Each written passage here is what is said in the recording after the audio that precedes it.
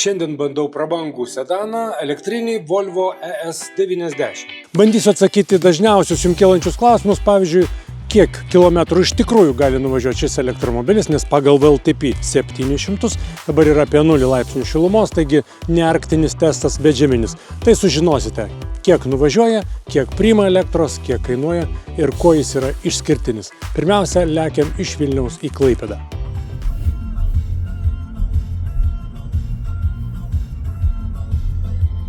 Tai tikiuosi, kad Klaipėdą tikrai be problemų pasieksim, nes jau pravažiavome aukščiausią automagistralės vietą. Labai gražus dangus, nėra automobilyje nereikalingo apšvietimo. Apšvietimas yra danguje, juo reikia grožėtis. Atvažiavome iki Klaipėdos, 10% baterijos ir 36 km likutis, iki Palangos 35 km likutis. Taigi užtektų teoriškai baterijos, bet turim greito krovimo stotelę prie Vlantanos. Štai iš karto 74 kW, iš karto. Beje, temperatūra 0 laipsnių, tai galima sakyti, kad čia irgi vos ne arktinis Lietuvos sąlygomis, aišku, testas. Daugelis turbūt žinot, kad žiemą elektromobilis nuvažiuoja vidutiniškai 40-50% mažiau negu rašo VLTP. Tai iš Vilniaus iki Klaipėdos galima važiuoti visiškai ramiai. Tiesa, aš važiavau vienu metu netgi 130, nes kelių direkcija arba Via Lietuva jau leido vienoj zonoj važiuoti 130, taigi važiavau netgi greičiau negu žiemą galima, bet legaliai. Ir sąnaudų kartelė buvo pakėlusi iki 25, bet ties Klaipėda vėl sumažėjo iki 23 kWh. Prie Klaipėdos sustojau tik dėl to, kad net važiuočiau į Palangą visiškai su nuliu. Bet iš tikrųjų, suskaičiavus kilometrus, iš Vilniaus į Palangą galima visiškai ramiai nuvažiuoti net ir žiemą. Tai yra 320-325 km, jeigu važiuosite iki 110 km per valandą. Pirmiausia, prošvaisa. Prošvaisa yra 18 arba daugiau, nes čia su pneumatinė pakaba mes važiuojam, tai tą pakabą galima kėtyti ir minkštinti, reguliuoti. Fantastika, didžiulis komfortas ir 18 cm prošvaisa. Taigi gali važiuoti žolynais, vieškeliu, na tik tai gal į pelkes geriau nevažiuoti, nors jos yra užšalusios. Kitas dalykas, automobilio ilgis 5 metrai. 5 metrai, tai reiškia, kad tarp ratų bazė yra 3 metrai 10 cm. Tai dar kartą reiškia, kad ir keleiviai, ir vairuotojas jaučiasi be galo patogiai, komfortabiliai, o bagažinė yra visiškai didžiulė.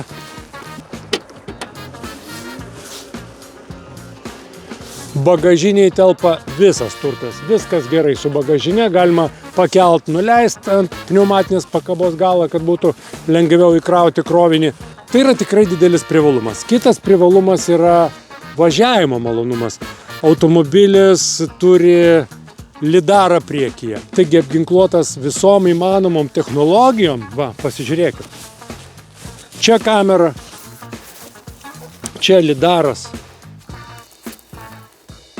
Bet kas man labiausia patiko važiuojant, tai kad galima išjungti pipsėjimus, jeigu ten nedaug dievė truputėlį viršį greitį. Ir kadangi automobilis tikrai labai protingas, tai jisai prisitaiko prie kelio ženklų. Ir pavyzdžiui, jeigu apribojimas 50, vadinasi ties 50 riba, jis švelniai tau priešinasi gazo pedalui. Tai jeigu nori labai viršį, taip galit stipriau spustelėti ir važiuosi greičiau, tačiau nėra tų erzinančių garsų. Kita vertus, be abejo, automobilis yra sukurtas Šanchajuje, Kinijoje, tai ir veikia pagal kinišką logiką, tai netgi vairo jautrumą, pakabos minkštumą, veidrodėlius, vairo padėtį, tu turi susireguliuoti tapšnoklį. O tai nėra visiškai patogu.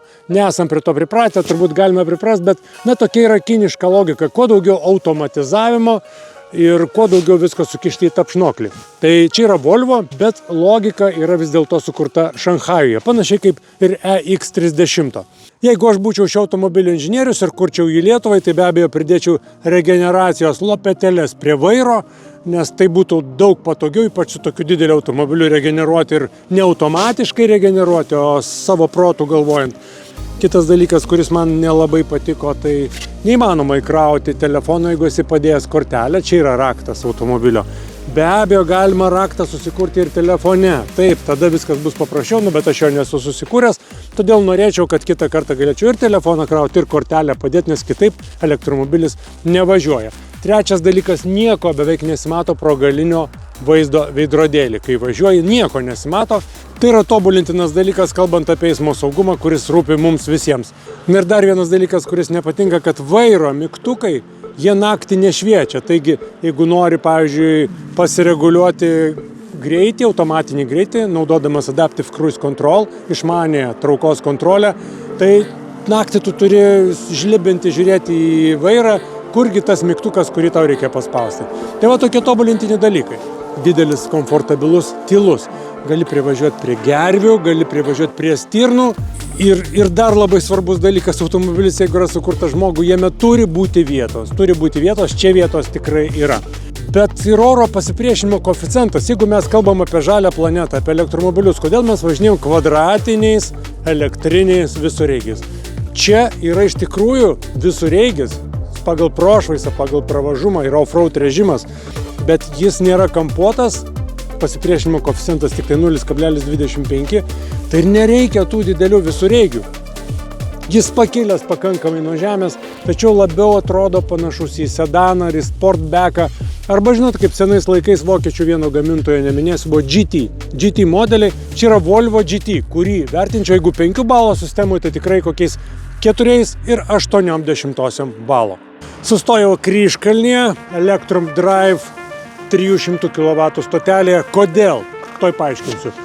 Kai važiavom į priekį, visiškai neruošiau, nešildžiau baterijos, Palangos Ignityje sustojau, kur irgi greito krovimo stotelis, bet baterija buvo neruošta, tai pirminė įkrova buvo maždaug 91-92 kW, nors šitas Volvo teoriškai gali priimti 350 kW, nes yra 800 voltų sistema. Iš esmės, kas yra prabangus elektromobilis, tai ne tas, kuris masažuoja, kuris turi masažinės sėdynės, šitas Volvo jas turi, bet ne dėl to jis yra prabangus, o dėl to, kad štai tiek elektros gali pasimti. Vos tik pasijungiau prie 300 kW, be abejo paruošęs bateriją pakeliu greitkelyje. Na patys matot, beveik 300 kW įrima, tai 10 minučių pastoviu ir švilpt į namus.